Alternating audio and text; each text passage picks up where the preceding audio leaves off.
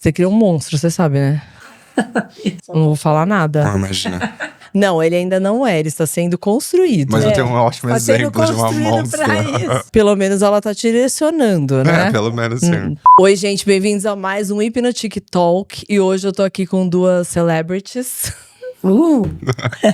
Que medo. do universo fashion. Tô aqui com a Patrícia Carta. E ele é o pupilo dela, que ela tá criando um monstro, ela nem sabe ainda. Calma que ele está em formação. Então é isso, gente. Hoje a gente vai ter um bate-papo sobre moda e outras coisas. Você vai ficar mais monstruoso que eu?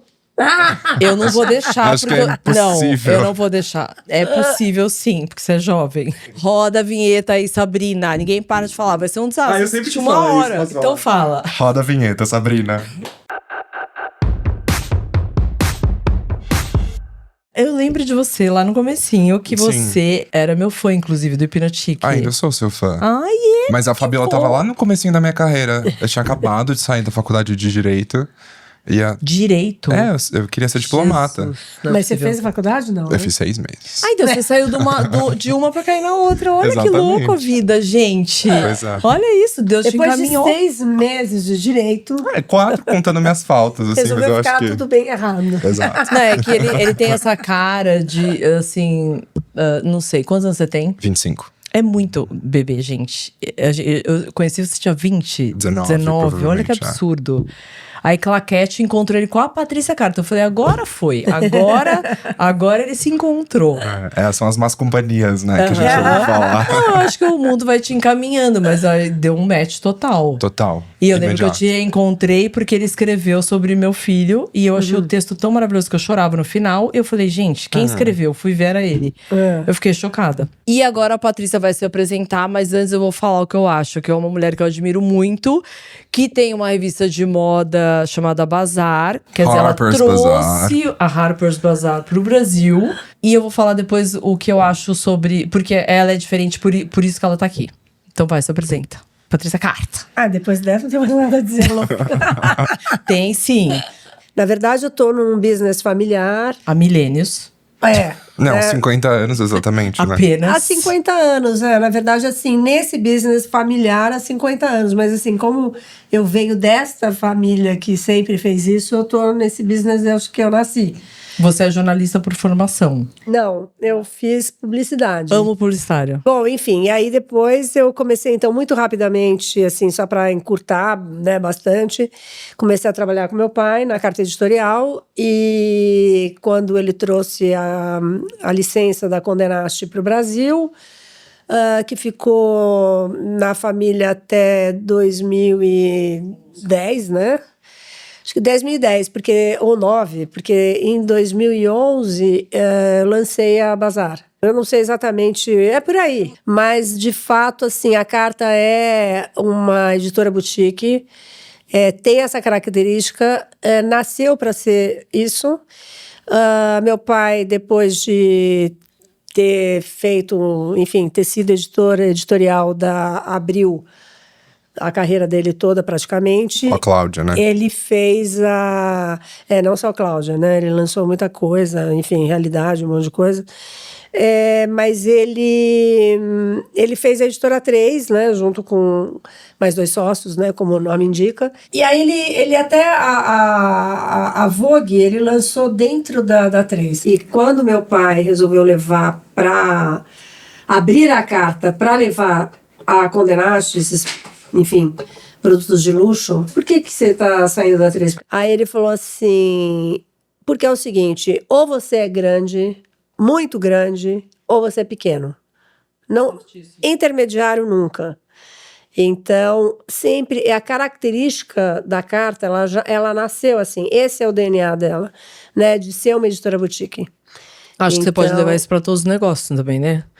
Se você for abrir, sei lá, ou você abre uma loja, uma marca pequena, muito... Eu acho que o raciocínio é Exato, perfeito. que é o handmade. Ou fica gigantesco. Exatamente. Ou você Pra faz pagar. o handmade ou você faz as Faz o fast E nesse fashion. tamanho a gente acaba fazendo outras coisas, né? Assim, tem, além da Harper's Bazaar feminina, tem a Man, tem a Noiva, porque tem a daí Kids, vira, tem mas a daí é um Interiors. desdobramento Tem da desdobramento de tudo e tem várias outras coisas que a gente vai também já estão né, em plano aí para ser colocado em prática em breve outros projetos e que não necessariamente também são desdobramentos da Bazar, porque o da Bazar a gente já desdobrou assim 500 vezes, bastante, já tá bom. bem desdobrado.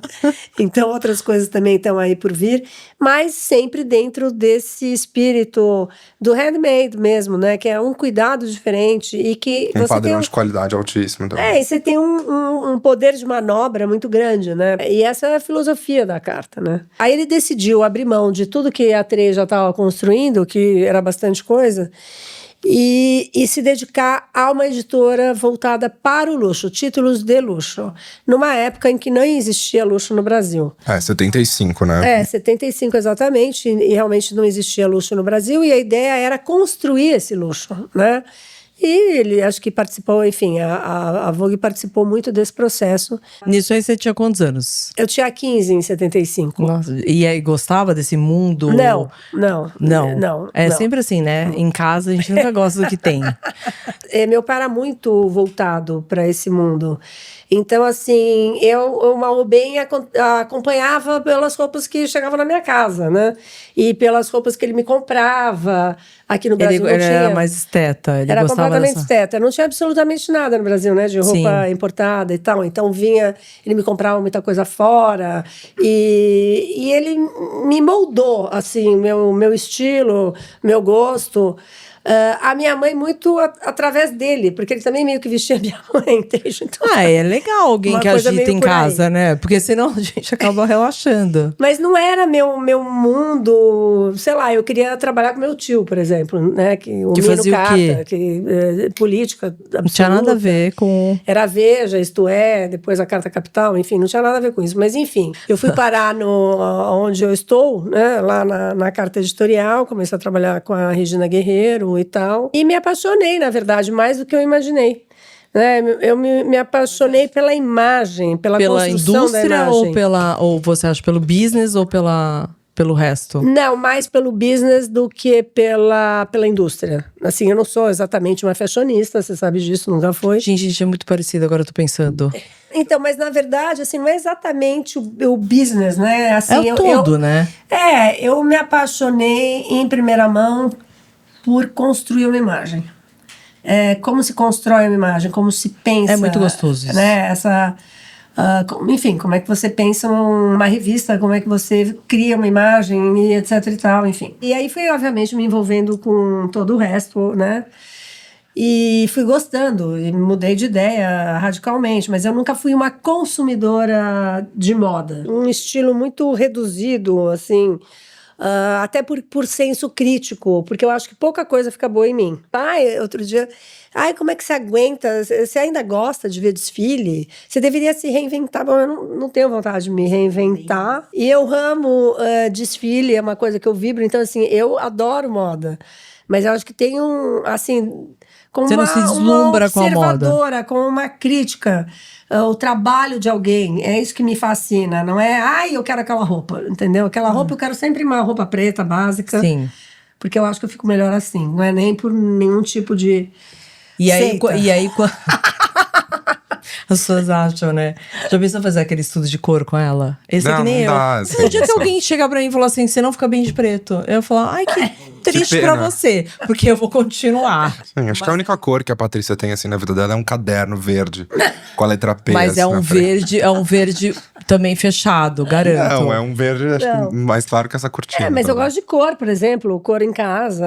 Mas o que eu acho incrível, assim, tipo, mesmo você crescendo nesse meio, fazendo tudo, aí foi a Vogue pra lá, ao invés de você sossegar, você foi lá e trouxe a Bazar. Porque, gente, empreender revista, eu já tive revista, é difícil pra caramba, a conta não fecha, aí você tem que fazer milagre, é um... E como é que se fala? É a coragem dos iniciantes? Não sei, você faria isso agora, por exemplo? Sei lá, eu acho que a gente tem uma fase que a gente quer empreender tudo. Quem é empreendedora, né? Não, é que na verdade, assim, o que eu sabia fazer aquilo, o que eu gostava de fazer aquilo... A Bazar, por sorte, não estava no Brasil, porque ela teve 2 oportunidades de vir para cá e a coisa melou no meio do caminho. Então, foi uma sorte para mim, porque é o título né, super importante, a primeira revista de moda, tem mais de 150 anos, a mais antiga e tudo mais. Então, realmente, e eu amo o projeto gráfico da Bazar, é sensacional, é o berço de tudo, enfim, que a gente conhece hoje. E, né, o berço da fotografia, o berço da moda, o berço de styling, o berço de artes gráficas, enfim. Então, ela é muito importante e eu me identifiquei com ela. Eu me identifiquei com o design dela. Eu, assim, entrei dentro da Bazar muito facilmente. Assim, eu realmente me identifiquei. E Isso foi em 2011. 2011 o mundo estava muito diferente do que ele está hoje. Completamente. Estava Né? bem melhor. E só passaram 15 anos. É muito pouco. É super pouco. Então, assim, eu acredito que daqui a 15 anos, quando a gente estiver aqui fazendo essa conversa, de quero novo, ver. Essa eu quero ver. o Gui vai estar no comando, obviamente. Já vou ser um deixa monstro. ele. Vai ser Eu já um vou ser um monstro. Ele vai monstro. ser o monstro, ele vai fazer E a gentileza de falar conosco. Exato. E a gente mais velha sem saco, tipo, ai, deixa ele, tadinho. Vocês duas já Tudo são sem anotado saco, pra né? lembrar A das gente é sem coisas. saco, mas a gente ainda tem um pingo de resto de energia pra debater. Mais velha, a gente vai lá, foda-se, deixa ele brilhar, fala ele sozinho. deixa ele, não quero debater nada. A cara dele. Mas, Gente, enfim, daqui a 15 anos, eu acho que assim, a coisa vai estar ainda. A velocidade da mudança vai ser ainda maior, né? É. A gente sabe disso. nem Né? 10, nem Quer dizer, esses 5. últimos 15 anos que passaram numa velocidade e uma transformação muito maior do que quase que nos últimos 100 anos. Os próximos 15, não sei como é que vai ser essa conversa. E né? eu adoro estar participando de tudo isso, mas Eu eu também, fico um eu pouco de amo. agonia. Eu fui agora recentemente no SXSW e eu resolvi que o ano que vem eu não vou.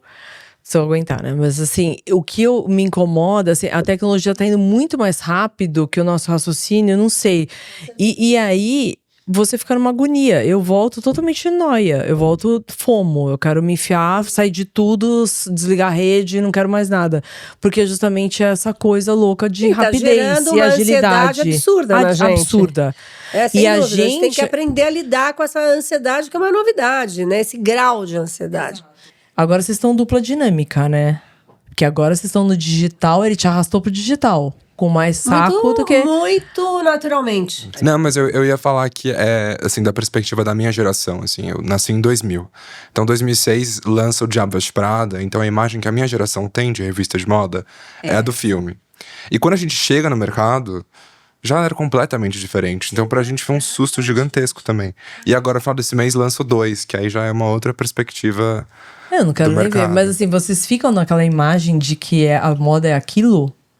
Vocês ficaram com essa imagem? Não, Não, a assim, tua eles, geração, a né? geração Você quer dizer, deles. aham. Eu acho que ainda existe, sim, um encanto. E, em grande claro que verdade. sim. Não, É. até com o filme, o seu filme, mas existe esse encanto. Eles estão vendo ali um negócio que, obviamente, parece crível, entendeu? E era um pouco, né? Eles vão ter que dar uma bela amenizada em tudo aquilo, Aham. porque ficou completamente Diferente. cancelável. Não é nem isso. O problema é sim. que. Você acha? Completamente, né? É completamente. Assim, é para ser cancelado o filme inteiro. É que mudou realmente a maneira das pessoas trabalharem, delas. E essa indústria em particular, né? Não só a da moda. E, obviamente, entra a revista dentro disso, mas cinema, enfim, toda essa indústria trabalha com modelos, com atrizes, todos jovens, menores de idade, como se trabalhava antigamente. A maneira abusiva de falar com as pessoas e tudo mais é uma realidade. Foi uma realidade. Mas não mais. Não, né? mas foi. Mas Sim. é assim, você não consegue apagar, né? Porque você joga fora o Borba Gato que ele vai embora do que aconteceu com essa cidade. E aquele filme é bem desrespeitoso. Totalmente. Porque o bacana era um pouco isso, né? O mito estava envolto nesse poder de tratar um pouco mal as pessoas, de ser um pouco abusivo. Pensa o seguinte, tá? A gente vindo pra fora e analisando uma pessoa, uma mulher mais velha, uma cabeça de business dentro do mundo da moda, sem saco nenhum, porque a gente não tem saco. Quantas vezes eu não fui, até quando era mais jovem, do tipo assim, você não pode ser objetiva e direta que você é grossa. O homem pode chegar e ser objetivo direto. A mulher não. Se ela é objetiva, se ela não tem, sabe, se é agilizada, ai, nossa, que grossa. Que ela não fala bom dia, não fala não sei o quê, não fala não sei o quê. Então, eu acho que pegaram isso, empacotaram de um jeito mais assim ainda. Eu acho que tem uma realidade em volta disso, mas também acho que tem motivos históricos pra isso também, né? Assim, a Bazar, a gente pensa no começo da Bazar, de 1867, é plena Revolução Industrial, né? Essas revistas de moda, elas surgem justamente para atender uma necessidade de mercado, que era os novos ricos dessa era industrial, e aí eu recomendo a série The Gilded Age, no HBO, que conta exatamente sobre esse momento. Um minuto, podem continuar. Tá. Que fala exatamente sobre esse momento. As revistas, elas surgem para atender essa elite nova que tinha dinheiro, mas não sabia o que comprar, como comprar e onde comprar. Né? E também é um momento que estão os barcos e as ferrovias, então as pessoas começavam a viajar para a Europa e queriam saber onde elas gastavam dinheiro. E quem sabia comunicar isso, porque na época não tinha ainda essa ideia de jornalista de moda, quem eles contratavam para ser essas pessoas, para escrever e para explicar para esses ricos onde comprar, eram outros ricos. E por muito tempo foi assim, as revistas de moda foram feitas por socialites, herdeiros, príncipes, princesas, duquesas. Mas a partir dos anos 60, quando começa a coisa do prêt-à-porter, acho que a indústria muda muito e as revistas também ganham outras dimensões, eles começam a ter que contratar mais profissionais para isso, que não necessariamente eram herdeiros, enfim. Não, assim, a Regina Guerreiro, ela é essa figura que marcou muito a história da moda brasileira como, né, assim, ela mesma diz assim, a diaba da moda, que viu talvez um epíteto dela. Completamente a diaba. Então, assim, mas ela fala, porque assim, na época mesmo? dela, A troco do quê? se você não fosse duro, o fotógrafo não chegava às 4 da manhã, a modelo não chegava, sabe assim, então... Não acho que era Não, mas só isso é não. o que ela conta, mas tudo O que bem. você acha que era mais também? Eu acho que era um poder que envolvia aquela pessoa que Você dava acha que ainda ela... existe isso? Não, acho que não. Não mais? Não dá. O E também editor é não que os tem influenciadores tiraram isso da gente um pouco também. Não, porque Mas não é isso, gente. Mas não é que ninguém tirou nada de ninguém. Isso daí, assim, houve o comportamento mudou, porque eu acho ótimo, acho que mudou para melhor, né? As pessoas caíram mais na real e todo mundo ganhou uma humildade necessária. Só que antes disso não era bem assim, né? A Regina Guerreiro, assim, estava cansada de virar à noite trabalhando, fazendo, fotografando. E assim, não entendo também. Por que a gente demorava tanto? Não é porque a máquina era analógica, não era por isso. Mas existe uma agilidade no processo. Até porque, realmente, com o analógico, imagina que a gente ia para os desfiles. Quem detinha essa informação eram os jornalistas, os editores de moda. Porque estavam lá Ninguém tinha convidados. visto, certo? Ninguém tinha acesso àquela sala de desfile. Então, ninguém via, só aquelas pessoas convidadas. Então, isso também te dá um poder... Mas aí, né? Um pouco mais exagerado do que hoje, que está tudo diluído e, enfim, pulverizou, entende? Então, existe mesmo uma pulverização de poder antes concentrada em determinadas pessoas. Editor de moda, editores jornalistas. Sim, editores de moda e outras pessoas que entravam ali para ver o Sim. desfile. E aí, o que acontecia? A gente tinha que ia lá, assistir, voltar, fazer a crítica, só colocar na revista, só ia aparecer 1 mês depois ou 2 meses depois, porque não tinha outro canal, né?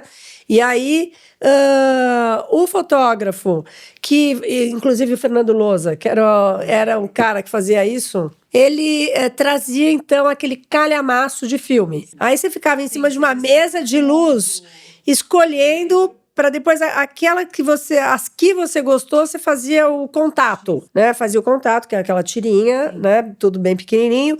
E aí, do contato, mandava ampliar. Então, isso já demorava pra caramba. E a quantidade de fotos que você tinha que olhar, entendeu? Era um absurdo tudo. Então, realmente, nesse aspecto, tá bem fácil de entender o porquê dessa agilidade. Mas no editorial de moda em si, não, realmente hoje é muito mais ágil, mas o processo é idêntico. A quantidade de pessoas que vai é a mesma coisa, tudo igual, mas não sei o que aconteceu, ficou rápido, né? É um dia, né, que você leva, não dias e mais dias. Mas tirando o canal, a essência e o que você tem que passar, mais ou menos a mesma coisa. Eu não acho que houve uma grande mudança. Obviamente está tudo mais agilizado, mas não há uma grande mudança no meu ponto de vista. Eu acho que a maior mudança agora na moda mesmo é o posicionamento do prêt-à-porter. Eu acho que esse foi o maior, assim, é o maior desafio e é a maior mudança, né? O prêt-à-porter antes era muito mais democrático do que é hoje. Não estou dizendo que fosse hiperdemocrático, sempre foi caro, evidentemente. Mas eles tinham, acho que, como mentalidade, vender mais para mais pessoas e, portanto, um pouco mais barato. Eles inverteram essa lógica. É vender menos e mais caro. Restringir ao máximo. E, então, na verdade, eu acho que o prêt-à-porter ganhou, entrou no mesmo patamar de uma alta costura, embora não seja uma alta costura, mas é um demi-couture também, porque é extremamente sofisticado. A alta costura deu uma baixada? Não, a alta costura eu não acho que abaixou pra lugar nenhum. Eu acho que a alta costura é o marketing, sabe? Em vez de ser, é o outdoor deles. É o sonho. Né? É o outdoor. Então, assim, é o red carpet, né? Você coloca lá no red carpet, quer dizer, o maior outdoor que tem é o red carpet pra marca. Então, ele serve pra isso.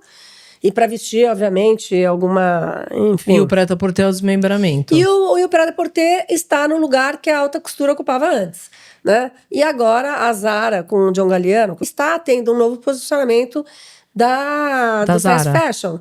Do fast fashion. E a Zara, querida, se ela determinou, todo mundo vai vir atrás. A classe média alta precisa ser vestida por alguém. Sim. E aí tem um novo posicionamento do fast fashion, que não era com essa visão era muito mais massa do que exatamente uma classe média alta. E eles têm esse filão que está em aberto, entendeu? A Zara sacou e tá indo, obviamente, ela vai ficar mais cara. E é isso, entendeu? Então, assim, acho que esse reposicionamento da moda, porque houve esse desespero, né, de que eles não estavam vendendo, não estavam vendendo, porque assim, e não é mudar o diretor criativo. As pessoas estão fazendo outras coisas, não estão só comprando roupa, né? Então eles estão com uma concorrência gigantesca, viagem e outras experiências, que todo mundo só quer ter experiência, e moradia e tudo mais, tudo isso, wellness e não sei das quantas. Então, obviamente, sobrou menos dinheiro para a moda. Então, a moda achou essa solução, entendeu? Então, obviamente, o fast fashion está se posicionando de uma outra maneira, né? Então, acho que é uma mudança que está se configurando agora. E você acha que daqui para frente vai ser isso mesmo? O fast fashion igualando aqui, o prêt-à-porter. O que você acha, Gui? Eles estão fazendo na sua momento, idade, né? a sua geração. O que sua geração acha, Gui?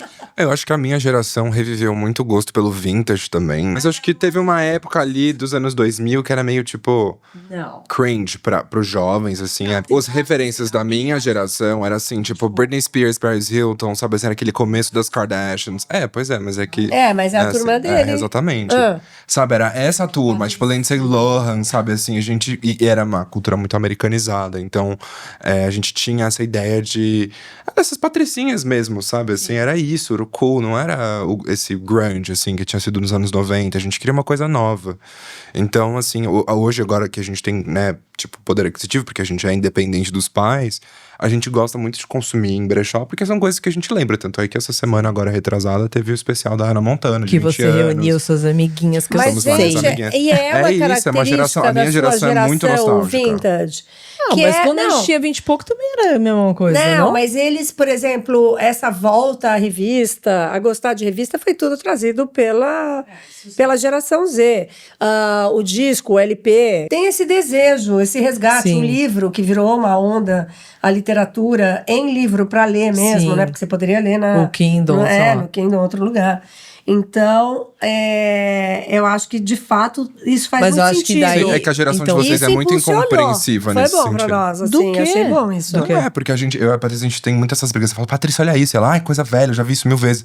Você já viu isso 1000 vezes. A minha geração tá vendo pela primeira vez, sabe? Assim, então exato, mas eu tô falando assim, que com 20 e pouco, que seria a sua geração, eu também era louca do brechó. Uma turma mas era, na sua época, brechó era brechó. Tipo, as coisas eram baratas, não era? Porque hoje brechós são caríssimos. Assim, o vintage ganhou o lugar. O vintage é o novo fast fashion, e o fast fashion é o novo prêt-à-porter, e o prêt-à-porter é a nova costura. Sempre teve aqueles brechós super carérrimos e os brechós mais legais. E os mais descolados. Sempre teve essa tribo, assim. Existiu, mas agora virou um puta business, né? Inclusive, até 2030 tem esse estudo que o vintage vai ultrapassar o fast fashion e tal, que pra economia circular e essa coisa toda é o que se espera. Hoje eles vendem câmera fotográfica, câmera de vídeo, que grava com filtro dos anos 60, 70. Então tem esse sabor pelo vintage, né? Vocês têm essa necessidade de… Justamente você estava falando lá no começo da… O que você estava falando do FOMO, que você chega aqui com FOMO. Exatamente. Eles devem estar iguais. A gente tem muitas referências e eles então não têm, não sei o quê. Eles ficam buscando todas essas referências. Exato. Né? Eu acho que é uma carência de repertório. É uma carência de repertório. E aí vai ver o repertório digital, não me interessa por isso. Eu quero o repertório real. Embora, né? Você quer uma coisa palpável, né? Exato. É porque vocês só me chamaram de monstro, né? Tem que lembrar as pessoas que eu sou o editor de moda da Harper's Bazaar. Eu não sou um monstro. Não apresentou devidamente.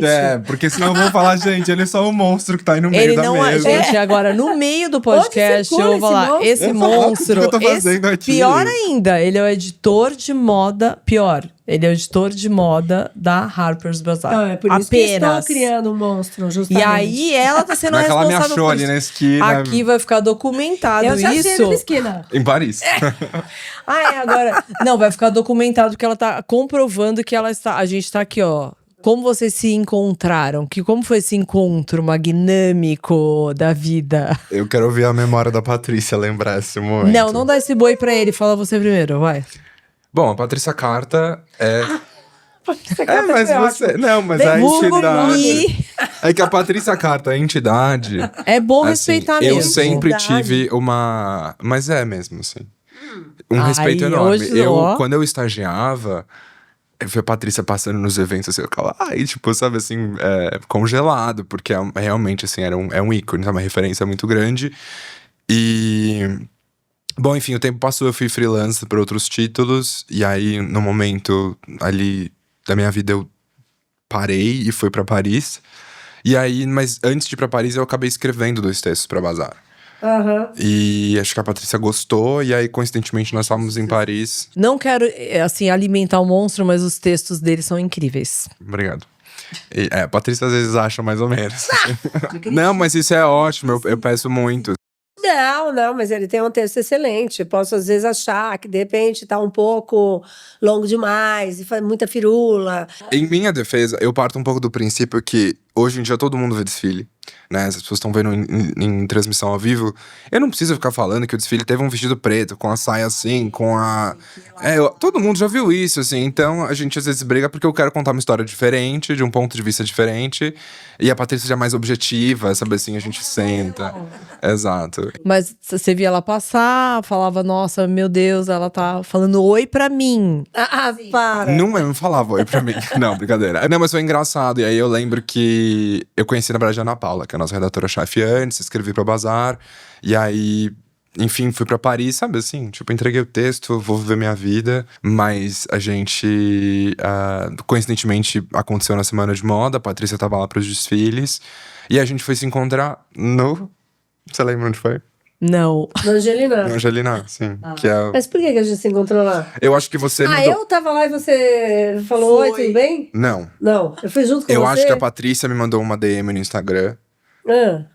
E aí, coincidentemente, a gente tava assim a quarteirões de distância. Era alguma coisa assim. E aí você falou assim, vamos no Angelina. Mas eu mandei e pedi pra você ir até lá? Não, você falou assim, você que escreveu o texto. Eu acho que foi alguma coisa assim. Pode ser. E aí eu falei, fui. E aí eu falei, você tá em Paris? Eu acho que ela, tô. E você? Eu falei, também tô. Então vamos se encontrar. E foi muito imediato, assim. Na verdade eu gostei dos textos dele, foi isso mesmo. E aí eu lembro da gente no Angelina, só não lembrava como é que a gente foi parar lá. E aí a Patrícia meio que falou, então tá, tipo, tô precisando de um editor de moda, enfim. Nossa, você já pôs ele nesse patamar, Patrícia? Não, você tinha que colaborar, gente. Você tomou quantos drinks antes? Não, só chocolate chocolate quente. quente. Para! Ele é muito jovem, mas ele tem um texto de gente muito preparada. Mas né? eu lembro qual foi a pergunta, Então essa que foi a assim… questão. Patrícia me fez uma pergunta muito assim, pontual. Ela perguntou assim pra mim: quantos seguidores você tem? Você lembra disso? Perguntou quantos seguidores eu tinha, e eu era muito low profile na época, eu tinha muito poucos, assim. Então, Eu hoje contrataria. eu tô… Se falasse tem o meu Instagram fechado, eu contrataria na hora. Não, e Eu aí ia falar, foi nossa, isso. que maravilhoso não, E aí isso. eu já A pessoa comecei… tem um Instagram fechado. E eu já comecei a trabalhar com a Patrícia lá em Paris. A gente fez algumas coisas juntos. Mas assim, eu sabia onde eu tava me metendo. Eu sabia quem era a Patrícia, eu sabia que era a Harper's Bazaar. Então eu sabia que eu ia entregar um trabalho no nível Isso é daquilo, muito bom, sabe, é um assim. desafio maravilhoso. Exatamente. Mas, tipo, agora você arrastar ela pro digital desse jeito que você tá arrastando e você não tem Isso é muito papas na legal. língua. Eu acho demais. Mas a gente começou a gravar juntos em Milão, uma temporada. E também foi porque ela tava num dia muito ariana, sabe assim, muito… Ah, tá vendo como tem esse dia? Foi, a gente começou em Milão no showroom da Fendi, tava chovendo, e a Patrícia tava reclamando: você não me deixou trazer meu guarda-chuva, você não me deixou trazer meu É porque a casaco. culpa é de alguém, Agora lembrei sempre. do A culpa é de vídeo. alguém, nunca E aí é eu nossa. comecei a filmar, falei, gente, ela tá tão engraçada, eu vou começar a filmar, porque tava muito melhor da Mas é Priestley, cara de sabe, pau. assim. Se fosse, podia ser assim, meu, para, tá louco? Mas aí deu Imagina eu, certo. Mari, alguém filmando. Não, e o Gui edita muito bem, edita muito bem. Assim, isso é uma coisa, eu sou bastante… Bem perfeccionista não, na assim, história. centralizador com algumas coisas. a Ai, maioria das sério? Não, Sim, um fala. pouco. Ai, não. Ai, jura? Não parecia. Sério? Então, assim, eu ia gravar, eu ia Nunca editar e é apareceu. isso, sabe? Até porque também, assim, a gente grava… São horas de gravação pra sair um vídeo de 3 minutos. Muito tempo. Não, assim. inacreditável. Ele edita bem. Mas uma coisa que também a gente acaba desmistificando é a nossa própria rotina na semana de moda, porque as pessoas têm essa impressão de semana de moda. É só isso que eu ia desfile, falar, desfile, os desfile, mitos. desfile. Os mitos. E não é, né? A gente faz muitas outras coisas. Faz bastante A gente coisa faz também. compras, a gente faz… né? Uma das perguntas, semana de moda, os mitos. A semana de moda é só desfile? Não. Isso pra responder. Acho Não que é. o desfile deve ser 35%, talvez. Aí tem assim. os RCs, né? Quando a gente tá lá pessoalmente, diferente do que acontece nas redes sociais, que você troca de marca com um clique, a gente precisa se locomover pra outro lugar. Sim, né, assim. e é um saco. Paris não anda. Paris não anda, tem desfile que é fora de Paris. Assim, esse As último desfile locações da são Loewe. completamente distantes uma da outra, né? Então, assim, eu pego metrô, tem gente que pega táxi. A metrô você fica parada, o táxi você fica parado. Não sei o que é pior lá, né? Dá uma agonia. Então, assim, acho que 50% da semana de moda é a gente passa na rua se locomovendo entre uma coisa e outra. E aí tem os desfiles que duram muito pouco tempo, você entra, tem que fotografar celebridades, e aí eles acontecem. E vocês ficam nesse papel também de cobrir celebridade. A gente cobre tudo meio que que acontece. organizar. Mas assim, também tem um lado que é o lado glamouroso das celebridades que vão pra semana de moda, que chegam e são fotografadas, e elas chegam de carro pela porta das celebridades. A gente chega pela porta dos convidados que estão a pé, e quando o desfile termina, a nossa obrigação é escrever e editar o vídeo e mandar pro digital subir. Já fazer tudo. Então não é que a gente sai do desfile da Chanel e vai tomar champanhe, sabe assim? Não, tem os showrooms das marcas que a gente frequenta pra ver as roupas. Então, no dia seguinte é o receipt que eles chamam, que é… Ou você é convidado pros showroom. desfiles, ou você é convidado pro showroom. Que eu acho que é uma dinâmica prefiro o receipt do que o interessante. Eu não. Pra Não. ver roupa, você pode vestir as roupas que estavam na passarela. Minhas coisas favoritas da semana de moda são as after parties, que eu adoro. Sim, as Essas eu festinhas que você é praticamente não A jovem. Patrícia nunca vai, meu Deus. Gente, eu tô exausta já. Mas eu vou mesmo, e eu fico até as 3 da manhã. Não, mas assim, as poucas que eu vou são ótimas, eu adoro. Aí me arrependo de não ir nas outras. E continuo não indo, entendeu? Eu não consigo. E como vocês fazem pra dividir essa coisa dos desfiles, dos eventos de moda? Vocês a gente dividem? divide. A gente É divide, bom que, né? tipo, ela não tá afim, aí você vai em tem todas. alguns que a gente vai, a gente foi em alguns da Balenciaga já juntos, Dior também. E às vezes as marcas não têm tanto espaço assim, então a gente acaba dividindo. Aí tem que ser um só, e aí divide. E aí geralmente assim, essa temporada você foi nesse, então na próxima vai o outro. Então, Eu vou perguntar qual a marca preferida hoje. Se ferrou, vai ter que responder. Vai, um diretor criativo maravilhoso que você… Demna. Você acha… Você ama… Ai, sério? Olha, pra mim ele é dadaísta, assim, já foi mais quando ele fazia Balenciaga. Agora eu acho que ele tá com uma outra pegada, não tá tão dadaísta mais. Ele agora tá assim… Eu adoro essa subversão dele, de pegar o ordinário, né? E é isso que todo mundo gosta, é isso que eu vou fazer. Só que numa marca de luxo. E com luxo, de certo modo. Porque a camisetinha colada, com aqueles músculos para fora que ele coloca na passarela, da Gucci, eu tenho certeza que não é igual a da H&M. Entende? Então, assim, ele tá agora nesse momento que ele quer subverter o ordinário. Entende? Então, assim, eu adoro essa provocação. Eu adoro a provocação dele na Balenciaga, de saco de lixo, Então você gosta dele porque ele é provocativo mesmo. Ele é uma pessoa que… fica todo mundo, ai, que horror, que horroroso. Nossa, como ele foi capaz. Nossa, que camiseta horrorosa. Mas você gosta dele por causa disso também, óbvio, que é o rebelde. É óbvio. Não, eu acho ele inteligente. Acho que ele faz essa subversão hoje melhor que ninguém. Você acha, quando ele tinha a Vetements junto com o irmão, o Guram… Também gostava. Você tá falando uma coisa assim que, agora, puxando lá na minha memória, em muito tempo atrás, quando a Vetements começou… Você gostava, porque eu me lembro de você com coisas da Vetements, não? Antes disso, quando eu comecei a comprar a Vetements, e eu sempre comprei o básico, mas eu achava, o que me provocava, antes de saber qualquer coisa, né? Ignorância de uma marca. Cheguei em Hong Kong uma vez e vi as coisas do DHL em roupas transformadas em coisas, e eu falei, gente, que é isso? Quem faz isso? Que marca é essa? E aí eu ficava, gente, mas isso aqui, como pode? E aí, isso que você tá falando do ordinário, é isso que me chamava atenção. Que alguém pegando coisas populares, comuns, e transformando numa outra coisa. Então, lá no começo da Vetements. Mas ele tem muito essa característica. O tênis dele, né, aquele tênis podre… Não, é uma provocação ao luxo e tudo mais. É uma provocação maravilhosa, eu acho sensacional. E, na verdade, eu acho que ele é uma radiografia, assim, de hoje, do contemporâneo. As pessoas se vestem assim. Você anda em Paris, você anda em Nova York, você anda em qualquer cidade, as pessoas ou estão de tênis ou estão de Birkin. Essa é uma realidade. Então, assim, ele vai seguindo a realidade. Ele pega aquilo, subverte e transforma aquilo no luxo. Acho inteligente, você acha que ele foi meio… Isso eu tô falando pra Gucci, né? Sim, na Balenciaga, eu acho que ele super respeitou o Balenciaga em design, em estrutura, em volume. E continuou subvertendo, obviamente. Mas você acha que vende? É um cara olhando como negócio? Se vai vender ou não, se vendia. Vendeu a Balenciaga? Eu tenho a impressão que a Balenciaga, pelo que eu entendo, né, Gui? Eu acho que vendeu bastante, porque senão ele não teria ido para a Gucci. Porque a Gucci precisa de um salvador. E, obviamente, ele também não é um salvador. E as marcas acham que os diretores criativos são salvadores. Eu sempre falei isso. E tem limite do que eles conseguem fazer. Exato. E tanto vendeu que hoje, né, o Pierpaolo já tá na terceira coleção dele pra Balenciaga. Tem coisas do Demna até hoje na loja. A loja ainda tem a cara do Demna. Então, assim… E mesmo com ele tem a cara do Demna. Porque ele fracassou.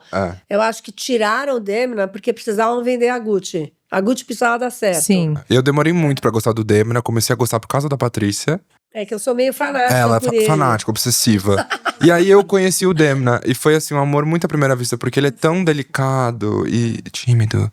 E agora ele capuz, ele fala assim, sabe assim. Que daí você viu que é uma coisa introspectiva. Exato. Mas assim, eu vou até me isentar de responder a pergunta sobre o meu diretor criativo favorito hoje. Porque, diferente do que acontecia antes, né? O Saint Laurent ia lá e desenhava a coleção Karl Lagerfeld. Isso não acontece mais. Então assim, na Bazar, inclusive, a gente já deu. Porque às vezes pode dar, às vezes não pode dar. Mas esses diretores criativos são grandes maestros, né? E a marca é uma orquestra. Então, por exemplo, a gente deu recentemente uma matéria com a Leina de la Valette, que é uma designer francesa que tá morando no Brasil agora. Ela criou várias bolsas pra Patou. A gente deu também uma matéria na Bazaar Man. Eu fiz uma entrevista com o Elliot Cox, que é um designer de sapatos, que ele fez a maioria dos tênis do Virgil Abloh na Vuitton. Então, assim, não é que o Virgil estava lá sentado desenhando o tênis, assim, sabe? Sim. Então, assim, o diretor criativo, ele não muda só a estética da marca, ele muda as próprias engrenagens, completamente. assim. Mas isso Então, muda isso é mesmo. A comunicação, né? Isso, obviamente, Mas será que as são pessoas eles não… que falam assim, eu quero que vá lá. eu acho. Eu acho também. É? Eu tenho uma história com a Patrícia, que a gente tava no showroom da Burberry, em Paris. E a gente encontrou com o Daniel Lee lá, ele tava lá. Então, assim, eles realmente são envolvidos. Eu falei, quem é mesmo ele, Gui? A gente ficou. Posso contar essa história? Então eu vou contar. A gente chegou lá e aí tinha uma. A Burberry tem um showroom específico. Gente. Eu não reconheço. Que é sempre lá em Paris. Mas é ótimo isso. E aí tinha uma porta, e assim, no meio da porta tinha um vaso com uma planta enorme. E eu não tava entendendo se era decoração ou se era, tipo assim, não passe por essa porta. Mas tinham bolsos ali depois da porta. Eu falei, gente, então deve ser pra gente ir. Patrícia, vamos lá. E entramos. Sutilmente era pra você não ir. Eu acho que, tipo, era assim, não passe. Mas também a gente tinha espaços pra passar. Não é que eles tinham coberto a porta inteira, sabe? Só Assim, puseram no meio da passagem. É que eles foram subjetivos achando que você teria bom senso. Tipo isso. Mas eu vi o jornalista ter bom senso? Não existe, assim. Então, a gente passou. E o Daniel Lee estava na janela, assim, ele estava encostado na janela. Fofo. E aí eu fui falar com ele, eu falei, fofo. tipo, oh my God, Daniel, you rock, blá, blá, blá, blá, blá, blá. E aí a Patrícia, tipo, yes. Assim, tipo, sim, muito bom, não sei o que, tal. E aí eu agradeci e falei, bom, não vou ficar enchendo o saco dele, porque ele era uma pessoa muito tímida, ele é muito tímido. E aí a Patrícia virou pra mim e falou assim, que era esse mesmo? E aí o Patrícia, então, ele faz tudo isso aqui, assim. O que você acha mais perigoso? Tipo, falta de repertório ou excesso de informação? Eu acho que eu prefiro o excesso de informação. Prefere? Não acha a falta de repertório Acho pior. pior é a falta de repertório? Acho pior. Tipo, a geração dele toda tá com excesso de informação. Faz o que com isso? Você vê com seus amigos, sei lá, você tem um monte de gente e você trabalha na Bazar. Você percebe essa excesso de informação? Você acha que falta repertório? Eles vão atrás como você? É normal dessa geração ou não? Tipo, vai, se entrega ao excesso de informação e acredita? Não sei, acho que quando a pessoa tem, assim, ela realmente quer. Porque todo mundo quer trabalhar em revista de moda. Assim, todo mundo quer. Por mais que eu tenha um vídeo, gente, falando nisso, que não é tipo só sonho. Sim. Mas quando você entende o que de fato é uma revista de moda, aí a coisa muda, assim, sabe? Tipo, realmente, assim, metade vai embora, gente, sabe é um assim? negócio. É igual a faculdade, que as pessoas vão saindo ao longo do processo. E é isso, assim, então eu acho que tem muitas pessoas que chegam com excesso de informação, porque querem, né, fazer parte daquilo, e quando começam a entender que não é assim que você faz o negócio, a coisa realmente muda. Em relação à minha geração, eu acho que também depende muito, sabe? É assim? isso, em qualquer profissão. Exatamente. E aí e tem lugares pra você encaixar, né? Assim, óbvio, tem pessoas que têm excesso de informação que vão se dar super bem no digital. Sabe assim? Porque vão trabalhar num lugar mais executivo da coisa, sabe assim? Vão ser boas organizadoras, são pessoas que sabem quais são as tendências do TikTok. Tem uma coisa muito importante que é o seguinte, o que eu acredito. Ao longo da vida, a nossa geração tem muita referência vivida. Porque a gente teve que ir atrás das coisas e viver aquelas coisas. E até por bem nossa ou idade, por mal. a gente já viveu um monte de coisa. Por bem ou por mal, a gente viveu. Então, tudo isso vai dando um repertório e vai enchendo seu HD de coisas necessárias ou não. Você vai limpando, porque é aquela coisa de você assimilando ao longo do tempo. Porque muita gente fala, tem estilo autêntico. Hoje o autêntico estilo, já a palavra perdeu até o significado. Então, eu acho que as pessoas com o digital muito grande, acaba que não percebem que estão enchendo o HD de coisa que não deveriam encher. Então, se a gente teve pouco acesso às coisas facilmente, teve que ir atrás, essa geração, elas têm o tempo todo. Então, aonde ela vai editar que aquilo é lixo e que aquilo é bom? Porque hoje, em qualquer reunião que você tá, você abre uma caixinha aqui na tua cabeça, vem uma referência que você tem de sei lá quando, porque tudo isso é repertório. Nessa geração nova, vai vir o quê? O vídeo do TikTok, não sei o quê, e aí quem vai direcionar? Não, eu não acho que tem que ter nada. Eu acho que as gerações são diferentes e que elas contribuem de maneiras diferentes.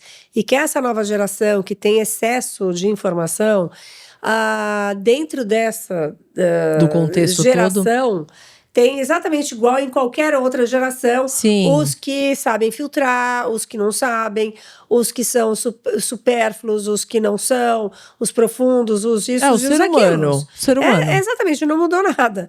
Então, assim, uns vão saber editar esse excesso de informação, outros não vão, outros vão esquecer tudo aquilo, esse excesso que vai entrando.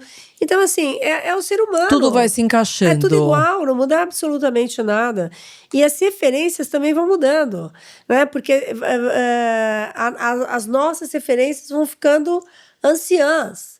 Entende? E outras referências. Acho que sobrevive quem vai atualizando o drive. E tem outras informações, tantas referências que eu não tenho que eu poderia ter e que eu tenho através de uma equipe. De uma equipe muito mais jovem que eu. E que a gente tem através da Patrícia. E eu gosto de trabalhar com a equipe jovem. Minha equipe é tudo. Porque tudo 20. Então, mas essa equipe muito mais jovem do que eu traz outras referências e traz coisas que são importantes e que eu preciso. E que, não é que eu só preciso, mas eu gosto de uma saber delícia isso. E de aprender.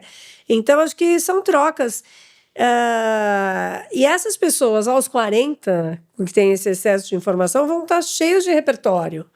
Sim. Porque é a própria vida e assim por diante. Que faz, né, você ter repertório. É só viver. Agora, né? O meu medo é o repertório de AI. Eu também não tenho medo, assim, sabe? Não, medo eu não tenho, mas eu já vivi. Não, eu acho que, gente, é isso que temos, entendeu? As coisas vão se encaixar. É saber trabalhar, é saber trabalhar com o que tem. Não dá pra gente achar que e tudo diferenciar. É um monstro, criar monstros. Não, isso não. Deixa lá, agora, vai acontecer. Assim, eu tenho uma única opinião sobre em relação ao repertório da minha geração, que é especialmente para quem quer trabalhar com jornalismo de moda e quer fazer o trabalho direito. Eu acho que não é só repertório de marca, sabe? Assim, de saber sobre o Balenciaga e saber sobre a Chanel. Eu acho que isso é tudo muito. Sim, não é só isso. Não. É tudo muito o fim, sabe? Assim, é depois. Uma coisa que eu acho muito importante quando eu dou palestra em faculdade, assim, eu falo muito pros alunos sobre isso. Tem uma geração, e eu falo isso muito com a Patrícia, inclusive, a Patrícia tem que escrever um livro sobre a sua vida, e a Patrícia não quer de jeito nenhum. Mas eu sinto muita falta disso, porque a minha geração não tem referência das gerações anteriores de jornalistas de moda. Sabe, assim, a gente não conhece os nomes, a gente não tem isso guardado, diferente do que acontece lá fora, que eles publicam livros o tempo inteiro sobre revistas de moda, sabe? Assim. E é importante a gente saber o nosso repertório. Óbvio que é lindo saber das histórias das marcas europeias, é muito legal ir Paris o tempo todo, mas assim, no Brasil funciona de outras formas, então a gente precisa saber como é a linguagem daqui, a imagem daqui, o clima daqui, sim. sabe, assim. Então. Vocês acham que a moda brasileira, ela é criativa ou ela é mais bem intencionada apenas? Você acha que tem uma criatividade nata aqui do Brasil, que ela é bem intencionada assim, ou só é o wannabe alguma coisa? Acho que as duas coisas, né? A moda brasileira é muito recente, né? Porque sério? É óbvio, né? O mercado de moda é recente, o mercado de publicações de moda é recente, tudo isso é muito novo no Brasil. Quando você fala recente, quantos anos? Vamos pontuar. Pensa que começou com a Fenite em 1950. Tá, mas é bastante. 50 barra 60. Calma. É bastante. Não é. São 60 anos de uma história, enquanto a gente está falando de uma alfaiataria em Londres, para não ficar não falar só de Paris, muito mais antiga do que isso e com uma qualidade extrema. A gente está falando da Itália também, a alfaiataria italiana também, super antiga, muito mais que isso. Eu vou até dar um parênteses para ter uma dimensão. Agora inaugurou a fundação Dries Van Noten em Veneza, e uma das primeiras marcas que vai exibir é a Codognato, uma joalheria veneziana de uma família italiana que eu amo, que começou no começo de 1500.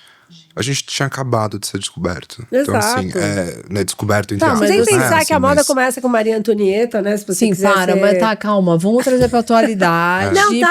Mas pra colocar essa proporção, sabe? A dimensão do assunto. A gente entende a dimensão, mas... Então, começamos na Fenite, 1950/60, eu não sei, eu teria que dar um Google agora. Então, tem, né, um percurso, caminho, tem um caminho. E também esse caminho é muito estranho aqui no Brasil. Porque você tem um Denner, você tem uma Zuzu Angel. Sim, exato. Você tem tinha, né? Tô aqui no presente, mas era tudo um tinha. Você tinha o Livre Hangan, que era o cara da Rodia, né? Sim, maravilhoso. Que criava aquela collab entre Ródia, indústria e designers, né, estilistas ou artistas também, né, que é a coleção que é do MASP, e a Fenite, né, que era a indústria e tudo mais, com editoriais e com desfiles feitos fora do Brasil, já naquela época, com Karen Merenque Veiga, Danusa Leão. Aí a gente tinha Fernando de Barros, que a grande maioria que está me ouvindo não sabe o que eu estou falando, né? Que era um diretor de cinema português que se radicou no Brasil e se dedicou à moda principalmente masculina, né? Bom, enfim, e o que eu quero dizer é que a moda teve o seu momento a moda brasileira teve o seu momento de ser autoral. Agora me contradizendo que não é porque ela é muito recente, então só agora está ficando autoral. Não, ela nasce de uma maneira muito autoral.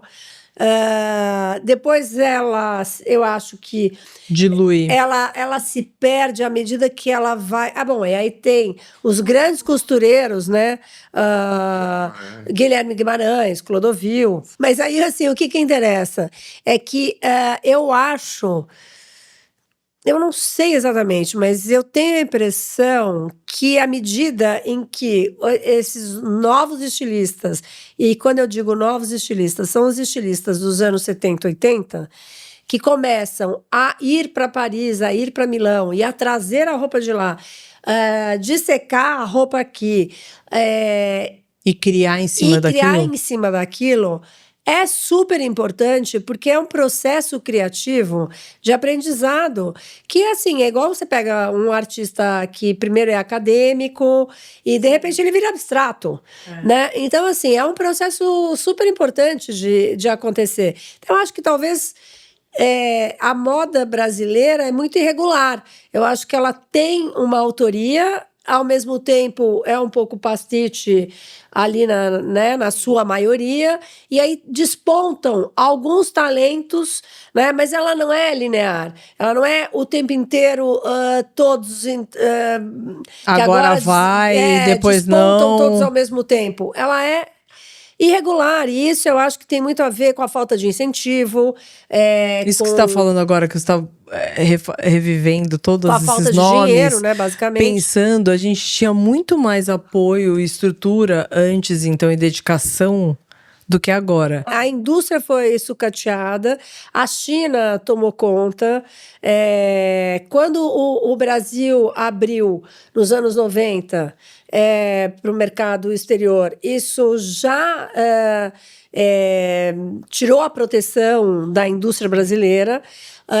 E elas competiam com tecidos europeus, tecidos de alta qualidade, aí começou etc. Mas já começou a piorar muito, e depois a própria China, né, tomou conta, enfim, ou não só necessariamente a China, países asiáticos, mas que também... Não, a facilidade de tudo, né? Não, que assim, é impossível competir, entendeu? É impossível competir com aquele preço.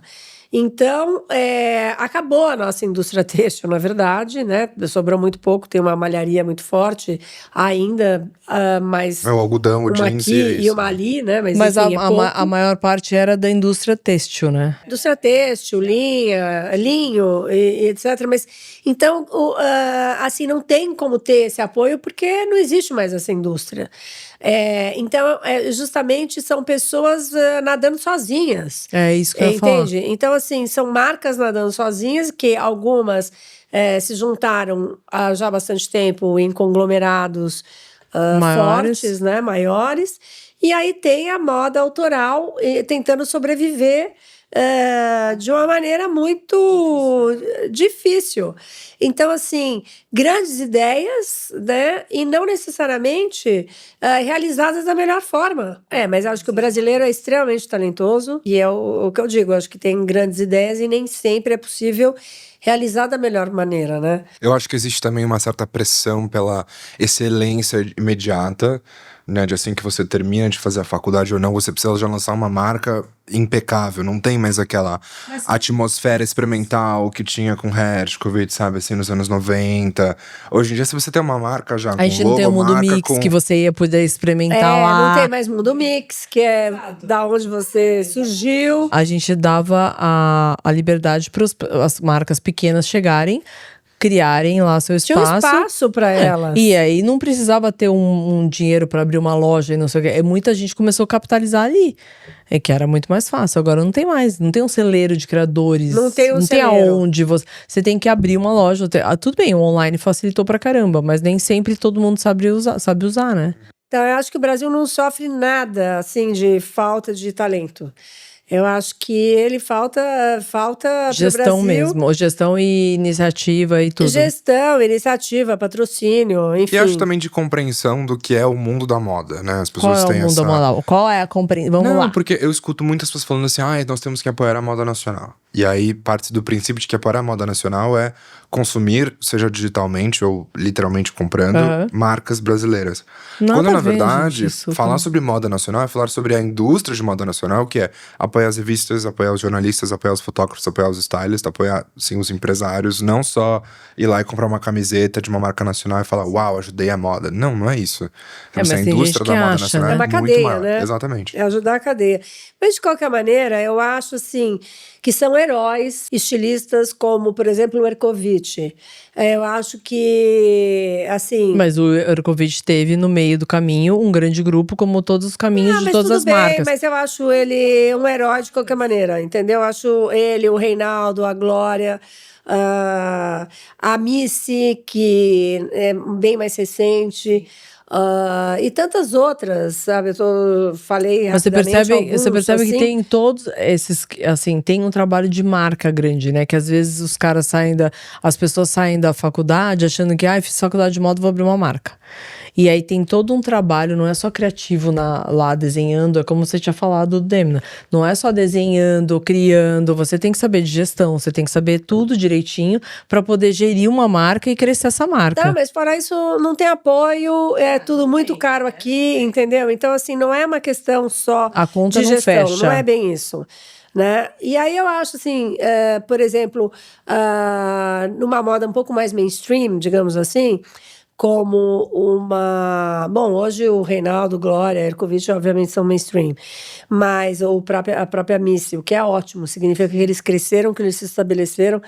Então, eu estou falando do lado positivo disso.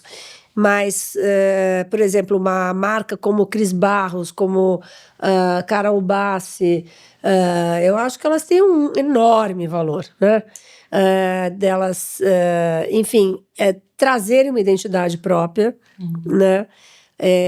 Venderem emplacarem, não é venderem, emplacarem essa identidade. Sim. E fazerem o sucesso que elas fazem. Então, né, Lili Sarti também entra nisso. E acho que então a nossa moda brasileira tem muitos nichos diferentes. E ela funciona também de um jeito diferente. Eu acho que aqui no Brasil a gente tem um olhar muito colonizado sobre, primeiro, que é a identidade brasileira. Porque o Brasil tem proporções continentais, identidade brasileira é um tema sensível. E aqui no Brasil a gente também tem outras formas de consumir moda, né? Assim, aqui a gente parcela, que eu já acho que é uma grande diferença. E eu acho também, é uma coisa que eu tenho… É maravilhoso, né? É maravilhoso. Que eu tenho sentido cada vez mais, assim, pra marcas de moda no Brasil, é que hoje muitas encontram sucesso no atacado, por exemplo. Não é à toa que a gente tem showrooms excelentes aqui de atacado, em São Paulo, no Rio. Aqui em São Paulo tem o Max, por exemplo. Mas, assim, realmente são marcas que hoje estão apostando muito no mercado do atacado. Então, não dá pra você sair hoje da faculdade falando, você é a próxima Chanel. Bom, primeiro porque a Chanel já existe. Bom, também calma. E segundo, Exato. Porque a cultura de consumo aqui é diferente, o mercado funciona diferente. Não, calma. Então tem que entender de mercado, gente. A pessoa tem que entender de mercado. Porque senão acha isso. Eu vou sair, nossa, eu vou ser a próxima. Mas não nada, isso, tudo bem. E é muito legal fazer um curso no isso. Marangoni. Mas assim, no final você precisa voltar pro Brasil e falar, tipo, aqui a cultura E eu acho que diferente, as faculdades não preparam as pessoas pra isso. Eu não vou entrar nesse Infelizmente. Mas assim, Bom, gente, então pra finalizar, a gente vai ter aqui uma dica da Patrícia e uma dica desse pupilo dela, que é o Monstrinho, de como assim, o que pra fazer sucesso uma marca de moda deveria… Fazer Fazer não, mas eu acho que ter atenção Pra começar, é um começo, assim, ó. Eu quero entrar pra moda, tenho 20 anos, o que eu faço? Eu acho que ele começa sendo assistente de alguém muito bom. É isso. Eu acho, porque eu acho que ele tem que entender todas as etapas do processo, em curto caminho, se ele estiver ao lado de alguém com muita experiência. É uma aula intensiva. Não precisa ser assistente, mas assim, tá ali no ambiente, né? Então, eu acho que trabalhar com... Uma pessoa que você admira, uma pessoa legal. Eu acho que você vai encurtar bastante O caminho. o caminho, sem dúvida. E você, o que você acha? Veja e consuma tudo que cai no seu colo, sabe? Assim, primeiro, não cai nessa história de algoritmo e não fica também só… eu quero saber tudo sobre moda do século XVIII e vai ficar só no século XVIII. Não, assim, é o futuro, é o passado, é o presente, assim, tem que realmente Tudo acontecendo consumir tudo. ao mesmo tempo agora e vai absorvendo. Porque assim, eu acho que é importante você criar uma personalidade, sabe? Assim, não viver a personalidade dos outros. Concordo plenamente. Nessa… eu quero ser, tipo… Sabe assim? É que eu tô de óculos escuro hoje, assim, mas Tira eu aí, quero, vamos tipo… ver. Tira aí, vamos ver. Não. Tira. Anna Wintour, sabe assim? Tipo, de óculos escuro. O Gui saiu da faculdade assim, vou largar o direito, eu quero ser Anna Exato. Wintour. Com certeza. Nossa, nunca. Você já tá Eu queria… Duvido. Com Duvido. certeza. Só falta meu Bob, assim, não. Não, mas eu acho que é isso, assim, é consumir tudo que cai no seu colo eu acho que essa é a dica. Quando surgir a oportunidade, tipo assim, esteja lá pra Available. Aberto. agarrar, assim, sabe? Porque tem gente que fica insegura e, acho que não é minha hora. Não, tudo é hora. Na sua idade, tudo é hora. Exatamente, assim, às vezes eu esqueço também um pouco, porque também é um mercado bastante mais maduro do que eu, assim. Eu fico até surpreso, porque às vezes pessoas da minha geração jovem, que são mais velhas que eu, falo, meu Deus. Aproveitar que você é jovem pra errar. Também não pode errar demais, senão eu já tava… Claro que pode. Para, Patrícia! Pode errar, mas não pode deixar Não, ele erra muito pouco mesmo, porque os meninos estão tudo Mas preparados. não pode dar abertura, calma. Sabe a literatura Não russa dá inteira, abertura. sabe tudo. Deixa ele. Não, mas eu acho que é isso, assim, sabe? Tipo, aceita que você vai errar, mas também seja lá pras oportunidades e se prepara pra elas, assim, sabe? Bom, gente, depois de 2h30 de podcast, que eu não sei quantos cortes vão virar isso aqui, a gente finaliza. E você vai ter que dar um beijo tchau, é isso? Porque você sempre quis também? Não, você vai dar um beijo tchau pra lá. Um beijo, tchau. Então é isso, espero que vocês tenham gostado. Um beijo, tchau. Agora vocês… Beijos. Beijos. Pronto.